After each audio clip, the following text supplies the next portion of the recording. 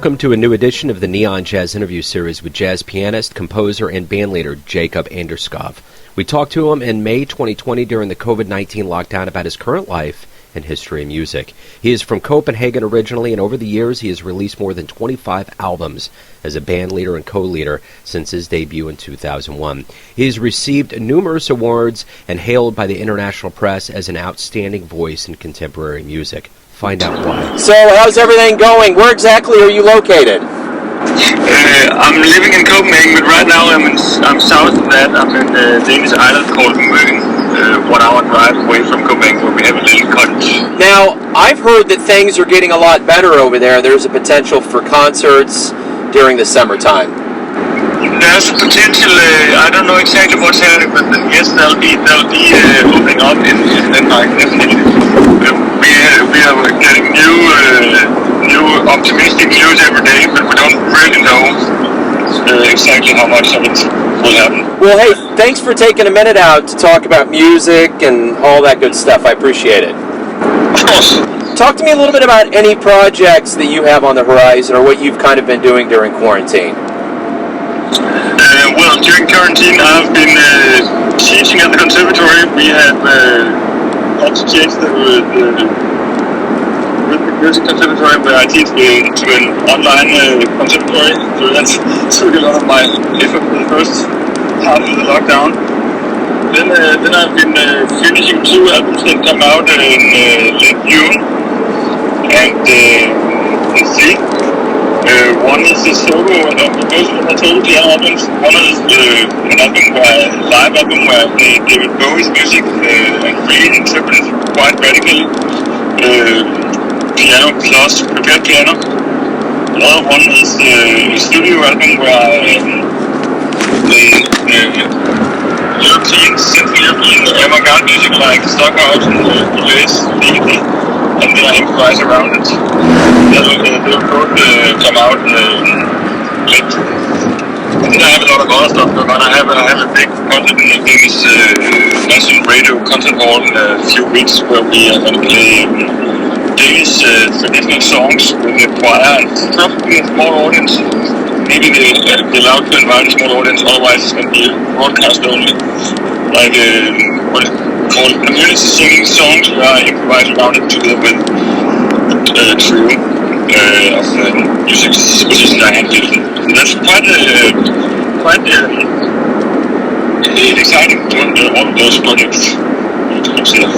So, talk to me a little bit about releasing material during a quarantine. You know, I mean, you can obviously get an audience of people that want to listen and have more time to listen, but you can't do it with live music. Talk to me a little bit about that. Yeah, I don't know. I mean, the recordings were all done before the lockdown, so lockdown basically gave me. I chose, since I had some of that time, I chose to finish some of the albums that I knew I was about to release for some time. Yeah. So I don't know exactly what it will mean to release during quarantine, because when they'll be out in late June, probably we're gonna be almost out of that. So I don't know how much the process of those albums have been influenced by the quarantine. But I would say the upcoming show in the radio hall is highly influenced by it, because everyone is totally longing for those community activities. And this is a project that kind of is about to break down the fourth wall, the big audience, and stage while we playing basically abstract hip-hop music. And the way to do that, I imagined, was to play around songs that everyone in the audience would know, because there's Danish songs, and so people singing, and the audience will sing along. So that's totally related to the quarantine topics of people longing for community and doing things together, having this feeling of together. Well, let's go back in your life. Talk to me a little bit about the beginnings for you, like where you were raised and like how jazz became a part of your life. Yes, my parents were the baby boomer generation, university degrees in Copenhagen, and then they moved to the countryside, the far. countryside. I think it would be similar to moving to maybe Oregon or something in the States. Yeah. Like West Coast Denmark, far away from the cities. It was countryside, and yet also like all these baby boomers living out there. And my dad had a swing jazz radio collection like Count Basie. Yeah. I would play the violin for many years, and then I started playing piano, and my dad heard all those albums, and I started in a big band in school where I was, and then when I look back now, I think I started improvising before I knew much about jazz. So in a way, it was improvisation and creativity that came to me first, and then only later, when I was 15 or something, I started to dig into what it really had sounded like on those wonderful albums of the heritage of jazz. So there was a little reverse that I had replaced the teachers far away from the metropolitan areas. Kind of turned me on to being creative, finding my own solutions and improvise settings on material that could either be the tune or it could be any songs or even improvise on folk music from Denmark, also on violin. So I had that activity of reconstructing material, and then only later did I realize that I wanted to become a musician for a profession. I was kind of I didn't know that I had anything special. I thought I had some friends who were playing well also, so I thought everyone was probably a better level. Later on it turned out that we all became professional musicians, so it was we're just lucky to be a bunch of talented people in the same little village. Ask, what do you like the best about being a musician? That's a good question. What do I like the best? I really like to be able to touch people by something that is based on deep introspection or deep consideration of what you want to contribute. When this lucky unity happens, where what you have inside of you is what people need. So that for me it was always not just about the audience. It was not just about the music in itself. It was like the combination of what kind of personal or musical dreams I had, and where the audience would be, and those lucky moments where those two things align.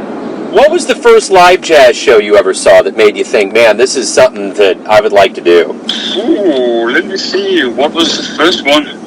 I remember something that made me think a lot about music was to hear my colleagues Kasper Strandberg and Niels Davidsen play in the band When Granny Sleeps in the early 90s.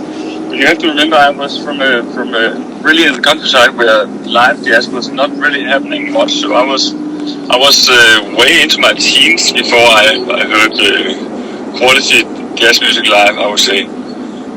But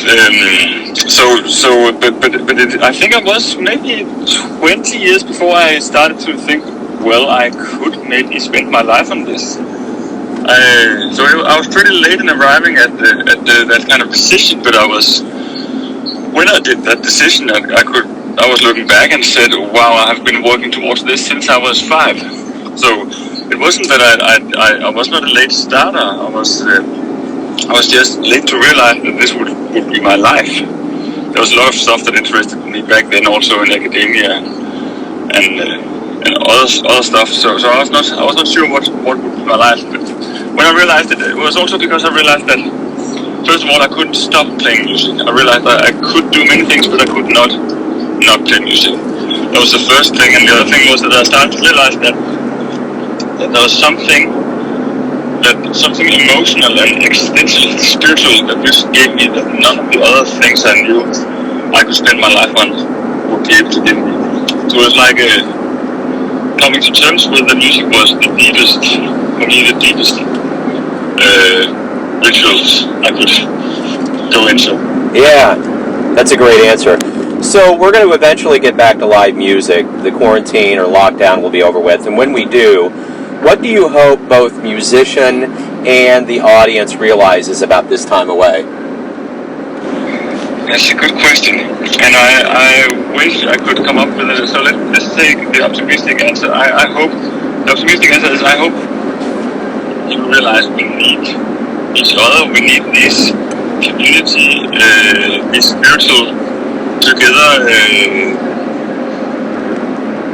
events where we become more than just ourselves, and we become part of this larger group of people that are the audience plus the band, and the audience plus the band is one organism, and we need that in our lives, otherwise we are gonna basically die from boredom and from emptiness. So I hope people come to terms with that, and I think even I met someone who said in Denmark that suddenly all those political ideas that we don't need art, we don't need each other, suddenly we see that that's not true. We do need art, and we do need each other. We're starving for it, and I hope we'll come to terms with that. So that's the optimistic answer, and I think I'll leave it there. So let me ask you this. Everyone has a perception of you, or who they think you are. Your family, your friends, and your fans, but you're the one that's living your life. Who do you think you are? That's a great question. I think that I'm more and more. I don't think of myself in terms of concepts. I mean, I don't think of myself in terms of, for instance, I'm a musician. I'm a composer. I grew up playing jazz. I played a lot of other music. I'm not sure I consider myself a jazz musician, but not because I don't want to be a jazz musician. I just think I'm many things. So I'm a happy father of two, and I'm a conservatory teacher, and I compose really abstract atonal music, and I also sometimes do these community singing things where I basically try to convey abstraction through a language that the broader audience can sing along with. So that's not really an answer for your question. Who am I? I don't know. Well, you just told me. Yeah. Okay. I think you just answered it, and I appreciate it. That's great. I appreciate you taking some time out today to talk with Neon Jazz about this weird quarantine world we're in and your music. Thank you for taking time out. I appreciate it.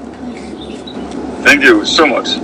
Thanks for listening and tuning in to another Neon Jazz interview, where we give you a bit of insight into the finest players in Copenhagen, America, and spots all over the world, giving fans all that jazz.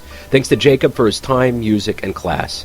If you want to hear more interviews, go to Famous Interviews with Joe Domino in the iTunes Store. Visit neonjazz at youtube.com, and for everything Neon Jazz all the time, go to the neonjazz.blogspot.com. Until next time, enjoy the jazz, my friends.